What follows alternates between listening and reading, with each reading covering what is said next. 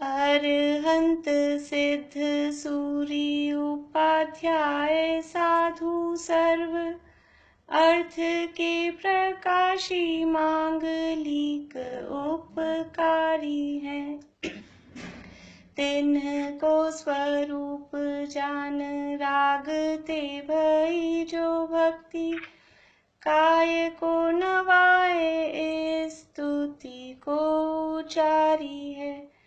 धन्य धन्य तिन्हि ते काज सब आज भये कर जोड़ बार बार वंदना हमारी है। मंगल कल्याण सुख ऐसो हम चाहत हैं। हो मेरी ऐसी दशा जैसी तुम धारी है। हो मेरी ऐसी दशा जैसी तुम धारी है। मंगलमय मंगल करण वीत राग विज्ञान नमो ताहि जाते भये अरहंतादि महान। करि मंगल करि हो महा ग्रंथ करण को काज। जाते मिले समाज सब पावे निज पद राज। पावे निज पद राज। मिथ्या भाव अभाव ते जो प्रगटे निज भाव। सो जयवंत रहो सदा यही मोक्ष उपाय। मोक्षाण प्रकाशक, इसमें हमारा दूसरा अधिकार प्रारंभ हुआ है। दूसरे अधिकार का नाम है संसार अवस्था का स्वरूप। संसार में जीव की कैसी अवस्थाएं बन रही है उसका स्वरूप यहाँ पर पंडित जी साहब बता रहे हैं। तो कल हमने देखा था मंगलाचरण का अर्थ कि जो मिथ्या दर्शन, मिथ्या ज्ञान और मिथ्या चारित्र ये है मिथ्या भाव, और इनके अभाव से जो अपना निज भाव सम्यक दर्शन ज्ञान चारित्र रूप अपना निज भाव प्रकट होता है वह ही वास्तव में मोक्ष का उपाय है और वो सदा जयवंत वर्ते। फिर यहाँ बताया कि मोक्ष किसे कहते हैं, तो बंधन से छूटने का नाम मोक्ष है और आत्मा को अनादिकाल से कर्मों का बंधन है। उस बंधन से ये जीव दुखी हो रहा है। दुख दूर करने का निरंतर उपाय भी करते हैं, परंतु सच्चा उपाय प्राप्त किए बिना दुख दूर नहीं होता। मतलब कि हमारे सारे उपाय जो भी हो रहे हैं वो सब उपाय हमारे गलत हो रहे हैं। हमें सच्चा उपाय आज तक मिला नहीं है, इसलिए हम दुखी ही हैं। निरंतर सुखी होने का प्रयास करते हैं परंतु दुखी ही हैं। फिर कहा कि जीव को दुख का मूल कारण कर्म बंधन ही है और उस कर्म बंधन का अभाव हो वही मोक्ष है। और हमारा कल्याण क्या है, परम हित क्या है, वास्तव में मोक्ष प्राप्त करना। मोक्ष प्राप्त करना मतलब सुखी होना। सुखी होना यही हमारा कर्तव्य है। एकमात्र करने योग्य कार्य यही है कि सभी जीव सुखी हो जाएं। तो इसलिए सुखी होने का उपदेश देते हैं। तो यहाँ उदाहरण हमारा चल रहा था, जैसे कि वैद्य है, वह रोग सहित मनुष्य को प्रथम तो रोग का निदान बतलाता है। निदान का मतलब है डायग्नोस करना, निर्णय करना कि ये रोग है और उसका कारण कि ये आपके डायग्नोस करते हैं, हम टेस्ट वगैरह कराते हैं तो उस टेस्ट में ये निकल के आता है कि ये कमी थी, ये खराबी थी, इसके कारण से ये जो समस्या हो रही है, ये रोग इसके कारण हो रहा है। तो ये जीव को कर्म बंधन, ये कर्म बंधन रूपी रोग है। ये यहाँ पर निर्णय करा रहे हैं, वो कारण बता रहे हैं जीव के दुख का मूल कारण क्या है। रोग है ये दुख, और इस दुख का कारण क्या है कि कर्म बंधन। तो यहाँ कह रहे हैं कि जैसे वैद्य है वो रोग सहित मनुष्य को प्रथम तो रोग का निदान बतलाता है कि इस प्रकार यह रोग हुआ है तथा उस रोग के निमित्त से उसके जो जो अवस्था होती हो वह बतलाता है। कि पहले रोग का निदान बतलाते हैं कि आपकी ये कमी है, ये कमजोरी है, ये कारण है, इसके कारण ये आपको समस्या है, ये तकलीफ है। और फिर वो कहते हैं आपको ऐसा होता होगा, आपको ऐसा होता होगा, शरीर में ये कमी है तो आपको जल्दी से थकान हो जाती होगी, आपको चक्कर आते होंगे। इस तरह से वो उसकी अवस्था बतलाता है। फिर उससे इससे क्या होता है, जब वैद्य जी ऐसा बतलाते हैं तो रोगी को निश्चय होता है कि हाँ मुझे ऐसा ही रोग है। और फिर वो वैद्य जी उस रोग को दूर करने का उपाय बतलाते हैं, उस उपाय का उसे प्रतीति कराते हैं। प्रतीति किस तरह से कराते हैं, ये जो मैं उपाय बता रहा हूँ ये उपाय बिल्कुल सच्चा है, सही है, अनेक लोगों को इस उपाय से फायदा हुआ है। इतना तो वैद्य जी करते हैं। पहले तो रोग का निदान बतलाते हैं कि रोग किस कारण से हुआ है और ये रोग कौन सा है, ऐसा निर्णय करके बताते हैं। इसके बाद में उस रोग से उत्पन्न हुई अवस्थाएं बतलाते हैं कि रोग के कारण आपको कैसा कैसा होता है। और फिर उस रोग की उपचार बताते हैं कि इसका उपचार ये है। और फिर उस उपचार की प्रतीति कराते हैं कि ये जो तुम दवाई लोगे, जो उपचार मैं बता रहा हूँ, ये तुम्हें निश्चित रूप से फायदा करेगा। इतना काम तो वैद्य जी का है।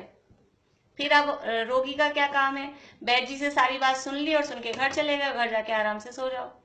ये रोगी फिर वो ठीक नहीं होना चाहता है, इसका मतलब ये हुआ। तो अब रोगी क्या करे कि वैद्य जी ने जो बताया है, जो उपाय बताया है, जो उपचार बताया है, अब वो उसके उस स्वरूप, वो जो काम उन्होंने बताए हैं वो काम वो करे। ये रोगी का कर्तव्य है। जो उन्होंने उसको तकलीफ दूर करने का उपाय बताया है उस उपाय को फॉलो करे, ये रोगी का कर्तव्य है। तो यदि वो रोगी ऐसा करता है तो रोग से मुक्त होकर अपने स्वभाव रूप प्रवर्ते। स्वभाव रूप प्रवर्ते मतलब यहाँ हमारा ज्ञान दर्शन वाला स्वभाव नहीं, यहाँ स्वभाव रूप प्रवर्ते का मतलब है ये जो निरोग रहना मनुष्य का स्वभाव है। ऐसा रोगी मनुष्य यदि वैद्य जी के बताया हुआ उपाय करता है तो वो अपने निरोग दशा रूप वापस से हो जाता है। ये रोगी का कर्तव्य है। ये तो हुआ उदाहरण। अब सिद्धांत में बता रहे हैं कि एक्चुअल में जीव के साथ पोजीशन क्या है। उसी प्रकार यहाँ कर्म बंधन युक्त जीव को प्रथम तो कर्म बंधन का निदान बतलाते हैं। ये कर्म बंधन हुआ है, ये ऐसा निर्णय करके बता रहे हैं, और ये कर्म बंधन है, यही हमारे दुख का कारण है। ऐसा कर्म बंधन का निदान बतलाते हैं कि ऐसे यह कर्म बंधन हुआ है। हम वैद्य जी के पास जाते हैं तो वैद्य जी जाते ही नाड़ी देख के बता देते हैं, जिससे जो भी तकलीफ हुई हो तो बोलेंगे आपके वायु बन रही है, फिर बोलेंगे आपने उड़द की दाल खाई होगी या कुछ ऐसा खाया होगा जो भी वायु बनाने वाली चीजें हैं। तो ऐसे ही यहाँ आचार्य देव समझ लीजिए, वो कहते हैं कि आपको ये कर्मों का बंधन है। और ये कर्मों का बंधन कैसे हुआ है कि आपने कुछ ना कुछ बद परहेजी की है, यानी कुछ ना कुछ आप अपने स्वभाव से विरुद्ध प्रवर्तन करे हो। तो वो बतलाते हैं कि ऐसे यह कर्म बंधन हुआ है। अब आपके कहने से हम कैसे मान लें? आपने कह दिया, आचार्य देव ने कह दिया कि हमें कर्म बंधन है और हम मान लें। हम तो नहीं मानते कि हमें कर्म बंधन है। तो फिर उसको जीव को बताते हैं। जैसे वैद्य जी ने कह दिया आपको ये रोग है, तो हम तो नहीं मानते आपके कहने से कैसे हो। फिर वैद्य जी उसको बताते हैं कि तुम्हारे ऐसा होता है, तुम्हारे ऐसा होता है, तुम्हारे ऐसा होता है। ऐसे ही यहाँ आचार्य देव उस कर्म बंधन के निमित्त से इसके जो जो अवस्था होती है वह बतलाते हैं। तुम कर्मों से सहित हो और कर्मों का बंधन है तो तुम्हारे को कभी ऐसा दुख होता है, तुम्हारे कभी ज्ञान कम होता है, कभी ज्ञान ज्यादा होता है, कभी तुम्हें अनुकूल लगता है, कभी तुम्हें प्रतिकूल लगता है। तो ये कर्म बंधन से के निमित्त से जो जो अवस्थाएं होती है वो बतलाते हैं। तो हमको लगता है हाँ ऐसा तो होता है कि कभी हमको सुखी अनुभव करते हैं, कभी हम दुखी अनुभव करते हैं, कभी ज्ञान ज्यादा है, कभी ज्ञान कम है। तो इससे ऐसा फिर जीव को निश्चय होता है कि हाँ मुझे ऐसा ही कर्म बंधन है, तथा उस कर्म बंधन के दूर होने का उपाय अनेक प्रकार से बतलाते हैं। फिर जो आचार्य देव हैं, श्री गुरु हैं, वो उस कर्म बंधन के दूर होने का उपाय अनेक प्रकार से बताते हैं, अनेक उपाय बताते हैं कि ये कर्म बंधन कैसे दूर हो सकता है, और उस उपाय की इसे प्रतीति भी कराते हैं। क्या उपाय बताएंगे कर्म बंधन से दूर होने का? कि अपने स्वभाव को जानो, अपने आप को जानो, आत्मा को जानो, पहचानो, उसमें लीन हो जाओ, सम्यक दर्शन प्राप्त करो। तो ये कर्म बंधन से मुक्त होने का, कर्म से छूटने का ये उपाय है। और इसकी प्रतीति कैसे कराते हैं कि देखो, जिसने अपनी आत्मा को जाना, पहचाना, उसमें लीन हो गया, वो जीव ही कर्मों से मुक्त होके मोक्ष चले गए। फिर जैसे कि एक अंजन चोर था, यद्यपि वो चोर था, लेकिन फिर उसने अपनी आत्मा को जाना, पहचाना, और वो भी मोक्ष में चला गया। एक भील था पुरुरवा नाम का, और वो समझ लो शिकार और मांस मदिरा यही करता था, लेकिन फिर उसने अपनी आत्मा को जाना, पहचाना, और वो 24वां तीर्थंकर बन के वो मोक्ष चला गया। इस तरह अनेक जीवों के उदाहरण देखे। जैसे वैद्य जी बताते हैं हमें कि ये दवाई हमने इनको दी थी, इनसे पूछ लो आप, ये ठीक हो गए, उनको दी थी, वो ठीक हो गए। इसी तरह से ये जो उपाय हम बता रहे हैं कर्म बंधन से दूर होने का, सम्यक दर्शन आदि, ये उपाय बिल्कुल कारगर उपाय है। अनेक जीव इस उपाय को करके, रत्नत्रय को प्राप्त करके इस कर्म बंधन से छूटे हैं। तो इस प्रकार उस उपाय की इसे प्रतीति कराते हैं। इतना तो शास्त्र का उपदेश है, इतना तो जिनवाणी में कहा है, आचार्य भगवान ने कहा है, गुरुजनों ने कहा है। यदि यह जीव उसका साधन करे, यदि अब ये जो उपाय बताया है वो उपाय रूप वो जीव करे। जो क्या उपाय बताया कि वहां वैद्य जी ने तो कुछ कुछ दवाइयां बताई थी, ये काढ़ा बना के पियो, ये करो। यहाँ क्या उपाय बताया है कि रत्नत्रय प्रकट करो। अब यदि जीव रत्नत्रय प्रकट करे तो कर्म बंधन से मुक्त होकर अपने स्वभाव रूप प्रवर्ते। यदि एक रत्नत्रय प्रकट करता है जीव, तो एक कर्म बंधन से मुक्त होकर अपने स्वभाव रूप, स्वभाव क्या है जीव का? कि ज्ञाता दृष्टा रहना, अनंत ज्ञान, सुख, ज्ञान, दर्शन, सुख, वीर्य आदि रूप रहना, ये जीव का स्वभाव है। वहां स्वभाव क्या था? उदाहरण में तो शरीर निरोग रूप रहे, वो शरीर का स्वभाव था। यहाँ जीव अपने अनंत ज्ञान, दर्शन, सुख, वीर्य आदि स्वभाव रूप प्रवर्ते, ये जीव का कर्तव्य है। यानी हमें क्या करना है? हमें क्या करना है कि हमें तो जो आचार्य देव, जो गुरु महाराज ने जो उपदेश बताया है रत्नत्रय प्रकट करने का, वो रत्नत्रय रूप हम प्रकट करें। हम अपने आत्मा को जाने, पहचाने, भेद विज्ञान करें, ये हमारा कर्तव्य है। यदि आचार्य देव ने रोग का निर्णय भी कर लिया, कारण भी बता दिया, अवस्थाएं भी बता दी, कर्म बंधन के हिसाब से सारी बातें भी बता दी, और उपचार भी बता दिया कि रत्नत्रय प्रकट करो, लेकिन अब हम रत्नत्रय प्रकट नहीं करें तो कर्म बंधन से मुक्त नहीं हो सकते। तो यहाँ कह रहे हैं यह जीव का कर्तव्य है, यानी ये जीव को करना चाहिए। और जीव का कर्तव्य है ये कहकर ये भी बता रहे हैं कि जीव के हाथ की बात है। कर्म बंधन हुआ है तो वो कर्म जीव को छोड़ेंगे, ऐसे कर्मों के पराधीन जीव नहीं है। ये कर्म बंधन हुआ है, लेकिन जीव खुद पुरुषार्थ करे, गुरुओं के द्वारा बताए हुए मार्ग पर चले, अपने आत्मा को जानने, पहचानने का पुरुषार्थ करे, तो ये जीव स्वयं ही कर्मों से मुक्त हो सकता है। इस तरह से ये यहाँ जीव को दुख का मूल कारण कर्म बंधन है, ये बात हुई। अब देखिए पेज नंबर 22 पर कर्म बंधन का निदान। कर्म बंधन का निदान मतलब कि ये जीव को कर्मों का बंधन है ऐसा निर्णय करके बता रहे हैं कि ये कर्मों के बंधन के कारण ही जीव दुखी है, और जीव को कर्मों का बंधन है ऐसा ये निर्णय यहाँ बता रहे हैं। सो यहाँ प्रथम ही कर्म बंधन का निदान बतलाते हैं। यहाँ सबसे पहले कर्म बंधन है ऐसा निर्णय करके बता रहे हैं। कर्म बंधन होने से नाना औपाधिक भावों में परिभ्रमणपना पाया जाता है। देखिए एक और बात बीच में बोल देती हूँ, अगर आप लोगों को कुछ भी पूछना हो अपने विषय से रिलेटेड तो बीच में अपना इस पे माइक अनम्यूट करके पूछ सकते हैं। और अगर कोई प्रश्न रह जाता है आज की क्लास में तो उसको कल सबसे स्टार्टिंग में पूछ लीजिए, ताकि शंका नहीं रहे, विषय से रिलेटेड जो भी बातें हैं वो। हाँ, आगे बढ़ते हैं। कर्म बंधन होने से नाना औपाधिक भावों में परिभ्रमणपना पाया जाता है, एक रूप रहना नहीं होता। इसलिए कर्म बंधन सहित अवस्था का नाम संसार अवस्था है। हमें कर्म का बंधन है कैसे पता लगता है कि हमारे नाना मीन्स अनेक प्रकार के औपाधिक भाव, मतलब कर्मों की उपाधि से होने वाले भाव।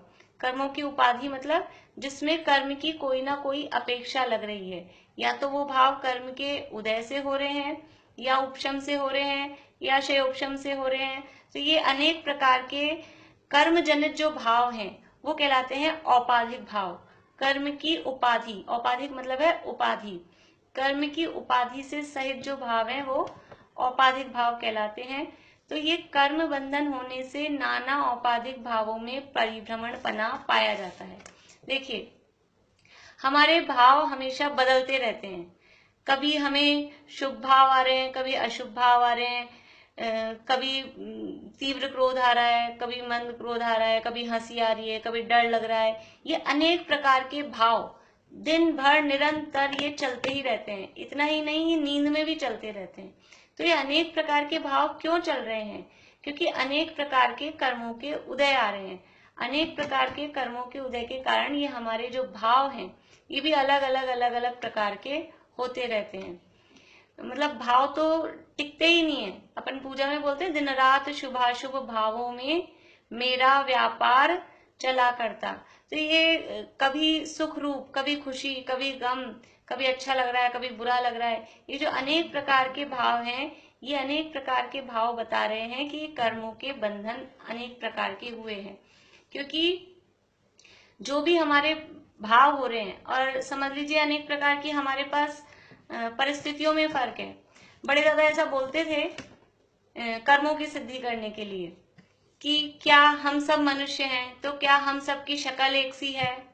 नहीं है। क्या हम सबकी अकल एक सी है? नहीं है। क्या हम सबकी परिस्थितियां, पारिवारिक परिस्थितियां, समझ लीजिए सारा वो सब एक सा है? तो वो नहीं है। तो क्या कारण है कि ये अंतर है? सबकी शक्ल, मनुष्य हैं, सबके दो आंख, दो कान, एक नाक, मतलब और जो जिस जगह पर है उसी जगह पर है।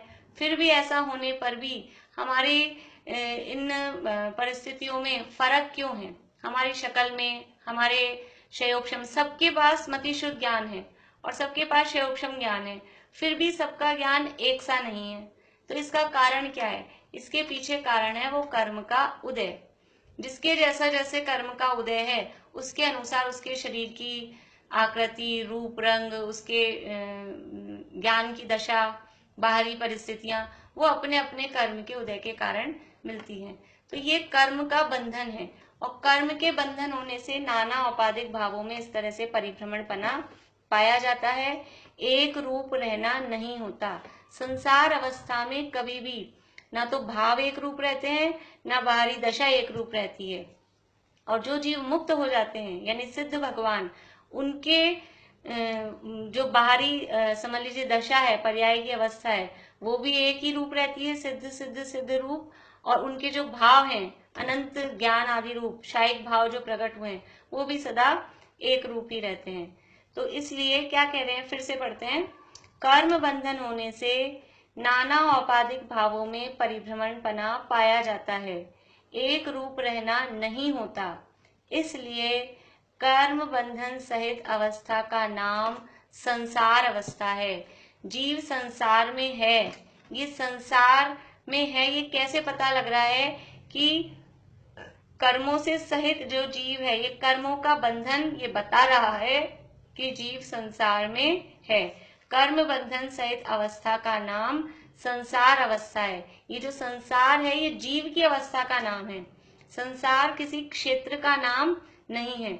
जीव के ही जो ये मोह राग द्वेष आदि भाव है और जीव की ही जो परिणति होती है उसका नाम संसार अवस्था है। इस संसार अवस्था में अनंतानंत जीव द्रव्य हैं। वे अनादि ही से कर्म बंधन सहित हैं। इस संसार अवस्था में जीव कितने हैं? अनंत जीव हैं, अनंतानंत जीव हैं। और वे कैसे हैं? अनादि ही से कर्म बंधन सहित हैं। ऐसा नहीं है कि पहले जीव न्यारा था और कर्म न्यारा था, बाद में इनका संयोग हुआ। अनादि काल से जो भी जीव हैं संसार में वो कर्मों से सहित ही हैं। ये कर्म कब आके आत्मा के साथ बंधे? तो ऐसा नहीं था कि पहले जीव अलग था, कर्म अलग थे, फिर दोनों आके वो कर्म आके जीव के साथ चिपक गए। ऐसा नहीं है।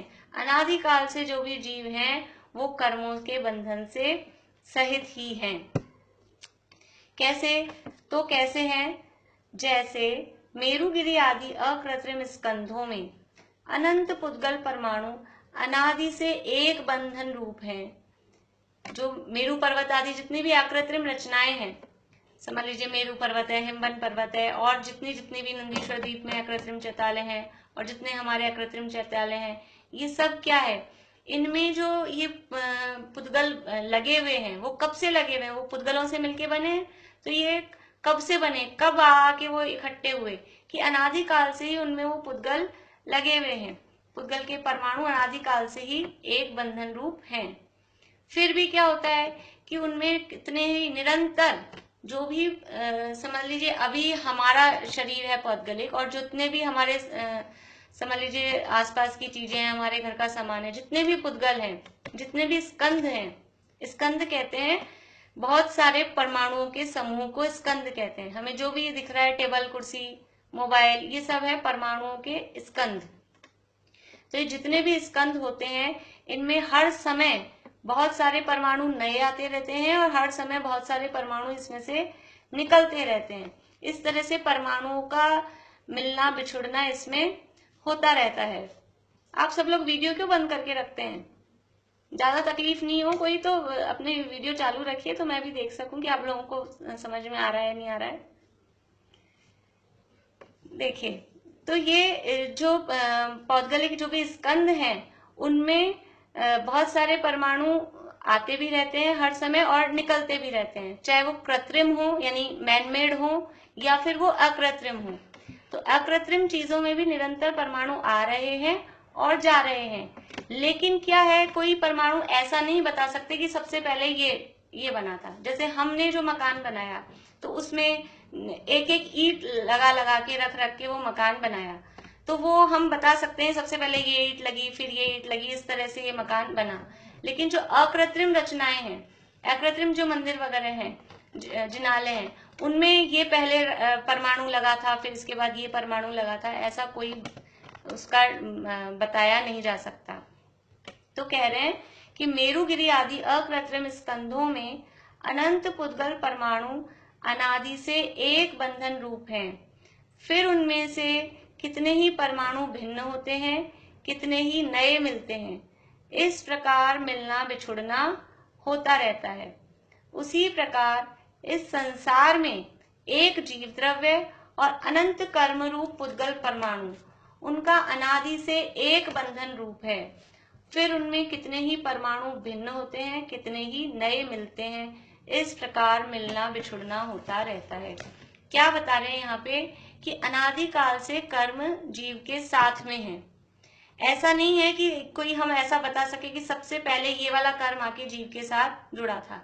अनादि काल से ही जीव के साथ कर्म है, अनादि काल से ही कर्मों का बंधन है, और फिर इनमें प्रति समय ये कर्म उदय में आके खिलते भी रहते हैं, नष्ट होते रहते हैं, और नए नए कर्म भी हर समय बंधते रहते हैं। जैसे कि वो अकृत्रिम स्कंदों में, मेरु पर्वत आदि में निरंतर प्रति समय नए नए परमाणु आते भी रहते हैं और निकलते भी रहते हैं। देखिए, हमारे जो शरीर है, हमारा शरीर कैसे चलता है? मैं समझ रहा था अब तक प्रभु, भोजन से जीवन चलता है। हम सोचते हैं हम भोजन कर रहे हैं तो हमारा वेट बढ़ता है, हमारे शरीर पुष्ट होता है। लेकिन भोजन करना वो भी एक चीज है शरीर की पुष्टि में, वो भी एक कारण है। लेकिन यदि हम भोजन नहीं भी करें तो भी प्रति समय ये शरीर है, ये पुद्गल का स्कंध है, इसमें अनंत पुद्गल परमाणु प्रति समय आते रहते हैं और प्रति समय निकलते रहते हैं। यदि भोजन करने से शरीर पुष्टि होता रहे तो यानी कि फिर कभी शरीर क्षीण ही नहीं हो। बहुत बार हम ऐसा फील करते हैं कि हम भोजन भी कर रहे हैं, बहुत दवाइयां भी ले रहे हैं, बहुत ताकत की चीजें भी खा रहे हैं, लेकिन फिर भी क्या होता है, कमजोरी पे कमजोरी, कमजोरी पे कमजोरी आती जाती है। तो ये क्या हो रहा है कि वास्तव में ये शरीर आहार वर्गणाओं से मिलके बना हुआ है। तो वो आहार वर्गणाएं प्रति समय मतलब यहाँ सब जगह होती हैं, वो प्रति समय हम बाहर से भी ग्रहण करते हैं। और बहुत सारे लोग समझ लीजिए व्रतों के दिन आते हैं, किसी ने 10 उपवास करे, किसी ने 1 महीने के उपवास करे। तो यदि भोजन से जीवन चलता हो तो 1 महीने का उपवास करके तो फिर वो जिंदा कैसे रह रहे हैं? इसका मतलब क्या है कि वो बाहर से पुद्गल के परमाणु प्रति समय ग्रहण होते रहते हैं। तो जिस तरह से हमारे शरीर में भी हम प्रति समय पुद्गल के परमाणु ग्रहण करते हैं और प्रति समय ही परमाणु निकलते भी रहते हैं।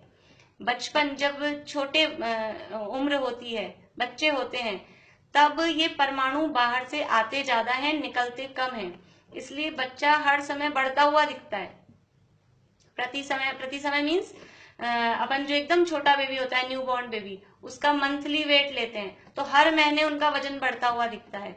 और अभी हमारा वजन तो हमको लगता है कि 5 साल से कांस्टेंट है, उतना ही है, 5 साल से नहीं बढ़ा, कभी किसी का 10 साल से उतना ही है। तो ये ऐसा क्यों हो रहा है कि जो बचपन में वो परमाणु बाहर से वर्गणाएं ज्यादा आती हैं, निकलती कम है, तो वो शरीर दिन प्रतिदिन पुष्ट होता हुआ दिखाई देता है। और अब जैसे जैसे उम्र समझ लीजिए बढ़ती जाती है, वैसे वैसे वो बाहर की वर्गणाएं कम आती हैं और निकलती यानी समझ लीजिए युवावस्था में तो बराबर सा लेवल रहता है, और जैसे जैसे वृद्धावस्था आती है तो वो शरीर के पोषण करने वाली जो वर्गणाएं हैं वो कम आती हैं, निकलती ज्यादा है। इसलिए शरीर में झुर्रियां और वीकनेस और इस तरह की परिस्थिति बनती है। तो ये प्रति समय पुद्गलों में ऐसा होता रहता है।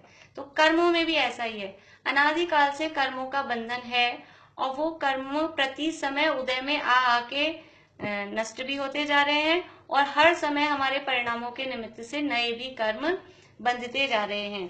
तो इस तरह से ये संसार में एक जीव द्रव्य और अनंत कर्म परमाणु, उनका अनादिकाल से एक बंधन रूप है। फिर भी उनमें कितने ही कर्म परमाणु भिन्न होते हैं, कितने ही नए मिलते हैं।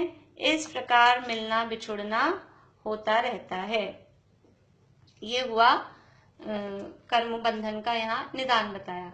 अब कर्म अनादि से हैं, कर्मों के अनादिपने की सिद्धि। ये कर्म अनादि से हैं, ये हम कैसे माने? तो उस कर्मों के अनादिपने की यहाँ सिद्धि कर रहे हैं। देखिए आगे, यहाँ प्रश्न है कि पुद्गल परमाणु तो राग आदि के निमित्त से कर्म रूप होते हैं, अनादि कर्म रूप कैसे हैं? ये तो हमने सुना है बहुत बार कि कर्म कैसे बनते हैं, हमारे मोह राग द्वेष भावों का निमित्त पाकर कर्म बंधते हैं। तो यहाँ प्रश्न कर रहे हैं कि पुद्गल के जो परमाणु हैं, जो कार्मण वर्गणाएं हैं, हमने बंध की परिभाषा में भी पढ़ा है कि जीव के मोह राग द्वेष आदि भावों का निमित्त पाकर कार्मण वर्गणाओं का कर्म रूप परिणमित हो जाना और जीव के साथ आत्मा के प्रदेशों के साथ बंध जाना, वो बंध कहलाता है। तो उसके आधार पे आप प्रश्न उठा रहे हैं कि ये पुद्गल के जो परमाणु हैं यानी कार्मण वर्गणाएं हैं, ये तो राग आदि के निमित्त से कर्म रूप होते हैं, फिर अनादि से कैसे कर्म रूप हैं? जब राग होगा तभी तो वो कर्म रूप परिणमित होंगे। तो अनादि यानी पहले फर्स्ट ऑफ सबसे पहले कभी ना कभी राग हुआ होगा और फिर वो राग के कारण ये कर्म रूप परिणमित हुए होंगे। उसका समाधान कहते हैं, निमित्त तो नवीन कार्य हो उसमें ही संभव है, अनादि अवस्था में निमित्त का कुछ भी प्रयोजन नहीं है। निमित्त तो नवीन कार्य हो उसमें ही संभव है, कोई नया काम हो उसमें निमित्त कहा जाता है, अनादि अवस्था में निमित्त का कुछ प्रयोजन नहीं है। जो लोग पहले पढ़ चुके हैं ये वाली बात, उनको ध्यान होगा, मैंने एक उदाहरण दिया था कि जैसे एक व्यक्ति है वो जन्म से अंधा है और एक व्यक्ति है वो बाद में अंधा हुआ, जन्म के बाद में कुछ समय बाद, समझ लीजिए 20 साल बाद अंधा हुआ। तो ये जन्म को मान लीजिए अनादि से, तो एक व्यक्ति तो अनादि से जन्म से अंधा है और एक व्यक्ति बाद में अंधा हुआ। तो जो जन्म से अंधा है उसका हम कारण पूछते ही अंधा कैसे हो गया? ये जन्म से ही है। जन्म से जो चीज हो, कोई भी प्रॉब्लम हो, कोई भी बीमारी हो, कोई भी अंग समझ लो भंग हो, तो वो जन्म से ही है, उसमें कोई कारण नहीं है, वो तो जन्म से ही है।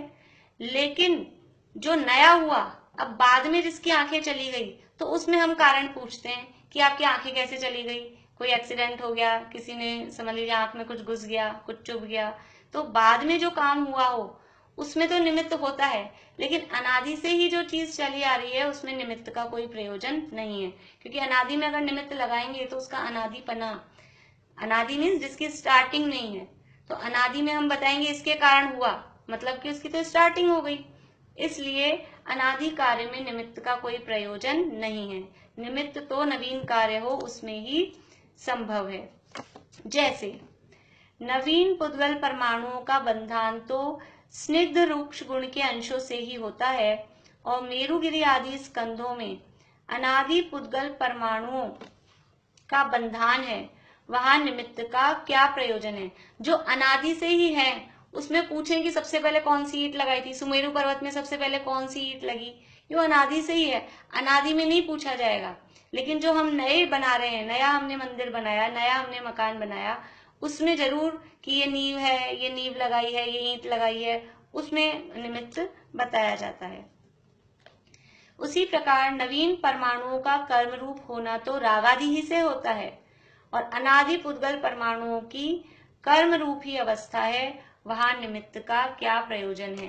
देखिए, दो तरह की चीज हो गई, एक तो अनादि से जो कर्म बंधन चला आ रहा है वो, और एक अब जो नया हर समय हो रहा है वो। तो जो अनादि से कर्म, यहाँ अनादि से कर्म बंधन है, ये एक सामान्य रूप से, कॉमन रूप से बता रहे हैं कि कर्म अनादिकाल से बंधे हुए हैं, पर्टिकुलर नहीं बता रहे कि ये वाला कर्म अनादिकाल से बंधा हुआ है, जैसे पर्टिकुलर कोई भी कर्म उठाया परमाणु और ये वाला परमाणु अनादिकाल से बंधा हुआ है, ऐसे नहीं बता रहे। एक ओवरऑल कि जीव को कोई ना कोई कर्म मतलब कोई सा भी कर्म हो, लेकिन कर्म बंधन वो अनादिकाल से चला आ रहा है। तो जो अनादिकाल से कर्म बंधन है उसमें तो कुछ निमित्त कहा नहीं जा सकता, क्योंकि वो अनादिकाल से ही है। लेकिन जो नवीन कर्म बंधन हो रहा है, जो अभी अभी हमको लगे कि ये मेरे साथ ऐसा हुआ, जैसे पूर्व भाव पढ़ते हैं हम किसी के कि अंजना सती को 22 वर्ष का पति का वियोग 22 वर्ष तक क्यों सहना पड़ा, तो उसका हम कारण बताते हैं कि उन्होंने 22 सेकंड के लिए जिन प्रतिमा का अनादर किया था। तो ये जो नवीन अब जो हो रहा है उसका तो कारण बताया जा सकता है, लेकिन एक सामान्य रूप से जीव को जो कर्म का बंधन है वो अनादिकाल से ही इस तरह से कर्म का बंधन चला आ रहा है। देखिए, जैसे अभी यहाँ आगे आ भी रहा है इस तरह की बात। एक वृक्ष है, वो वृक्ष किसके निमित्त से होता है, वृक्ष कैसे होता है, वृक्ष बीज से होता है। फिर वो बीज किससे मिलता है हमें, कि बीज वृक्ष से मिलता है। फिर वो वापस से वृक्ष किससे मिला हमें, जिससे वो बीज मिला था, कि वो किसी ना किसी बीज से। तो ऐसे वृक्ष और बीज के पीछे पीछे चलते जाएंगे, तो ये एंडलेस है, क्योंकि इसकी स्टार्टिंग नहीं है। सामान्य रूप से पेड़ों की उत्पत्ति बीज से होती है और वो बीजों की प्राप्ति पेड़ों से होती है। तो ये पहले बीज है कि पहले वृक्ष है, तो कहते हैं हम ये अनादि है। लेकिन अगर पर्टिकुलर कोई पेड़ हमें दिख रहा है कि ये वाला वृक्ष है, ये वृक्ष का निमित्त क्या है, ये वृक्ष कैसे उत्पन्न हुआ, तो फिर हम कह सकते हैं ये बीज हम वहां से लाए थे, ये उससे बीज लाए थे, ये बहुत अच्छा बीज था, इससे ये वृक्ष बहुत अच्छा हुआ। समझ में आ रहा है मैं क्या कहना चाह रही हूँ। जो सामान्य रूप से जो कर्म का बंधन है, या सामान्य रूप से हम उदाहरण में देखें, सामान्य रूप से वृक्षों की उत्पत्ति कहें तो सामान्य रूप से वृक्षों की उत्पत्ति अनादिकाल से चली आ रही है, उसमें कोई कारण नहीं कहा जाता। लेकिन जो नवीन काम हो रहा है, जो पर्टिकुलर अभी काम हो रहा है, उसमें ये निमित्त कहा जाता है, उसमें निमित्त बताया जा सकता है, उसमें निमित्त कहा जा सकता है। दो उदाहरण आपको दिए, एक तो समझ लीजिए आंख जिसकी नहीं है, एक जन्म से अंधा है और एक बाद में अंधा हुआ, तो वो अनादि से है, उसमें कुछ जन्म से है, उसमें कुछ निमित्त नहीं कहा जा सकता। इसी तरह से जो वृक्षों की परंपरा है ये अनादि से है, उसमें भी निमित्त नहीं कहा जा सकता। फिर से पढ़ते हैं, हमारे पास टाइम 4-5 कितने टाइम बचा है साकेत भैया, 5-6 मिनट।